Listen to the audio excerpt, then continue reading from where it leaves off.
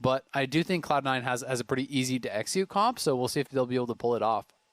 And I really like the fact that Team Liquid left the last pick in the draft for Alphari specifically after double banning the Moonstone champs, because they know how well he's playing. They know that the top gap is pretty significant here in this series, and they're putting it on his shoulders to be able to carry this game and end this as a 3-0. Because if Team Liquid wins here, we're done. Lock-in tournament's over. They are the champions, and they prove it. But Cloud9 sincerely wants to have certifying Sunder or Rush, or if he is going to try to mix it up a little bit here with his builds.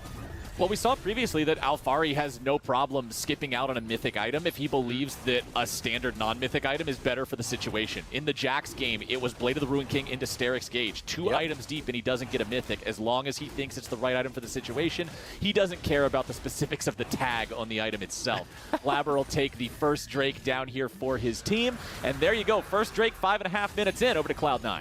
Yep, that's looking real. They can smell just from Blabber's movements how strange that must have been up there. So they can assume that Blabber is hanging out nearby, and they'll go ahead and just get Santorin back towards mid. Yep, and Blabber has done a good job protecting the Malphite. You know, it is a big CS advantage. There's even a call over on Alphari, so he's going to be printing gold, as they're going to look for the kill here. First, no flash. Remember, there's no ulti on the Syndra. Santorin looks for a little bit more damage. They would need it. There it is. Collateral damage gets it done, but now Cloud9's bringing in the backup. The Ragnarok is used. Jensen's running away, but the boy ain't got no way out, and Sven picks up the kill. 1-1 here on the map. Stepped away there, and Fudge is gone. Yep, Fudge going to go back down to that bottom side. When the root landed, I actually thought he was going to go for the ultimate and try to kill off Core JJ, but I guess they weren't convinced that they would be able to finish off the kill with Core having his flash still available, and Alphari was pushing down on the bottom side, so there's the possibility that you'd be giving up too much on the plates. Perkz now, though, in trouble here.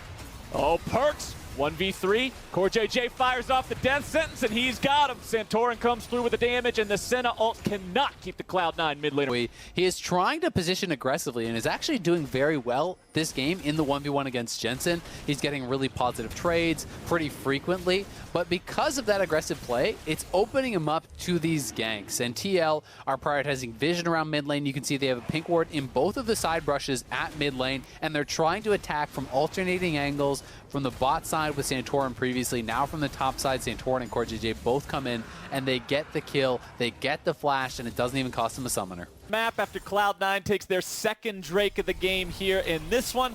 It's another great map for champions that do not have dashes, so Blabber on the Olaf, happy to see more of those walls removed. That hard counter to the champion disabling itself here as the Drake soul takes over. 2-1 still our score, but a team here comes coming for Perkz. Cloud9. They want to make the play on Tactical and Core JJ. They're going for the exhaust on Tactical. He wants to get away from that one, but there's no way out. It's a big multi-man play in the top lane for the dive, and Core JJ will be the second kill here for Perkz. And Perkz gets him at least one tower, I would assume, with this Rift Herald being available. Great job from Fudge. The patience on the ultimate to wait until after flashes had been used to commit that, because with both flashes available, if you drop that early, you could be in trouble. Perkz now, though. Santorin is here again. I think Perkz is just dead. Santorin had the Gale Force to close the distance. Nicely done with the stasis. Santorin needs to catch back up. One more shot will do it. There you go. It was cheeky from Perkz. I like the idea, but Santorin is strong enough to still get the kill. Yeah, Perkz again showing up mid lane. Santorin is there, takes him down, does get Santorin's flash, but with that Gale Force, being able to pick up the kill and get a shutdown, because despite how well Blabber has pathed. Yeah, it's such a close contest here in the money, because that incredible CS lead that Blabber has over Santorin, you don't normally see Graves 40 CS down. But every rule has exceptions. Top lane, it's about a similar advantage for Alphari over Fudge. And now back in bottom, Jensen's the one left to the split pushing here and now, and he will go ahead and take this tier 1 turret. That will be the first turret of the game here for Team Liquid, bringing them up to a 1,000 gold lead, but still, as you said, a super, super close game here. Tactical on the Aphelios has his Kraken Slayer. Death Sentence comes out, finds its way on a Tom Kench. Core JJ going to be tanking up here on the front line. Jensen coming around from the side, looking for a little bit more as Vulcan gets away, but not far enough away to escape Santorin's damage. Graves is still stuck on the front line here, trying to get away as the root comes in and the damage goes out. Blabber's diving in, but the boy's going to get exploded before he finds anything. Over the wall comes Fudge for a return kill, make it 2. Shut down onto Santorin, but Fudge is now stuck in the box. Alphari does not care about the root. They've got the kill. One man left standing on Cloud9, and team Able to emphasize the strength that is going to be Blabber, who's going to have all this gold, who's going to farm like a beast and get to that really, really strong point.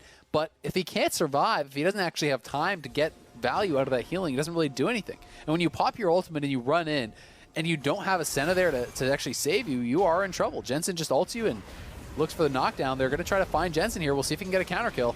See, talking about being in trouble, yeah, when they spend Tom Kench ulti, Senna ulti, and Olaf ulti, and send all 5 players down to murder you, you are indeed in trouble. Now, of course, the reward for setting that up is they can take that Drake. They already have 2 stacked up. They're getting the 3rd for free as well. Normally, this is when you start to see teams contest for the Drakes. But Blabber will get this one. Absolutely nobody from Team Liquid even in the neighborhood. TL's response will be to take the Rift Herald instead. But now this creates a very uneven map state in terms of the neutral objectives, because Team Liquid will have to fight every subsequent Drake to prevent the Infernal Soul, while it really feels like it opens up so many opportunities to push further into enemy territory, set down vision, and look for pins. Exactly. You don't really have that kind of bastion of safety in mid lane to allow yourself to venture out from there to get wards, right? We can see that Cloud9, though, is heading down towards Fudge. They're going to look for this. Fudge still has his ultimate available. Will they go for this dive? I think so, but nice sidestep on that barrel. Alfari flashing away from the Malphite ulti, trying to get an outplay there, but 3v1 is just too much firepower. They secure the kill, they get the Gangplank ulti, but now TL is shoving down mid lane looking for the tier 2. Yes, C9 should be able to take the tier 1 in bottom, but a T1 for a T2 is not an even trade. Shelly's being left to hit this turret, but they want to make sure that they don't leave it alive by just a sliver, so they send Aphelios back in there. Tactical picking up some of the money on that one, and TL heads back out to safety. TL is just really good at making these cross-map plays. You know, not only did they push in mid, but Jensen's getting damage down top. They're going to lose. Team Liquid might just walk up there to the Baron and say, all right, we're going to force you to respond to us, because that Drake's not spawning for 60 seconds. Baron's up now.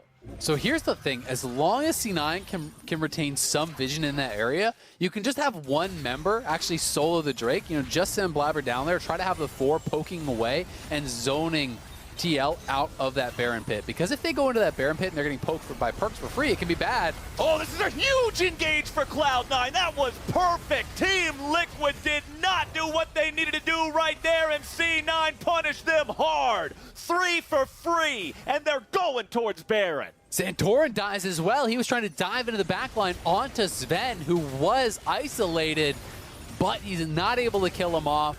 Perks is zoning here for any potential chance at a steal. Let's watch this one more time as the sleep lands. CoreJJ stacks up to try to peel, but that just sets up for the perfect ultimate from Fudge. Right as Olaf is running in, the ultimate lands. Sven lands the Senna ultimate on top of that too. And then Perks using the stolen Gale Force at look being in. They want this dragon. They want soul and control of this game.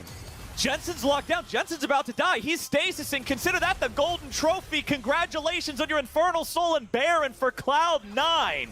This game is now in their control solidly. Wearing purple, having the Infernal Soul. That catch on Team Liquid, grabbing the 3 kills, is the moment that changed this game. That is when the pendulum swung, and C9 is feeling pretty easy ways to actually apply the Infernal Soul. You look at Perks, he's already playing with the Ludens. You essentially have a double Ludens proc on any poke that you're able to land over onto TL. And with the incredible amount of range that Sven has, who's almost at 100 souls, by the way, so he has very long attack range, you can also proc the Infernal Soul really, really easily. And Cloud9 will now get to sweep across the map and take a bunch of standing gold in turrets. I expect these guys to have 5 or 6 turrets by the time this Team Liquid will do whatever they can to try to answer this. Tactical must be wary of Zoe Bubbles and Senna Roots and everything flying after him here on this Aphelios. He's only got the Severum and the Gravitum, red and purple for people who don't know the names, because I'm surprised if I got them right. But that's not the long-range gun. You need the green one if you want to have the range. So he's got to back up, really play this one careful. T2's not worth dying for. And there it goes. Cloud9 tying up the turret count, continuing this march down the mid lane.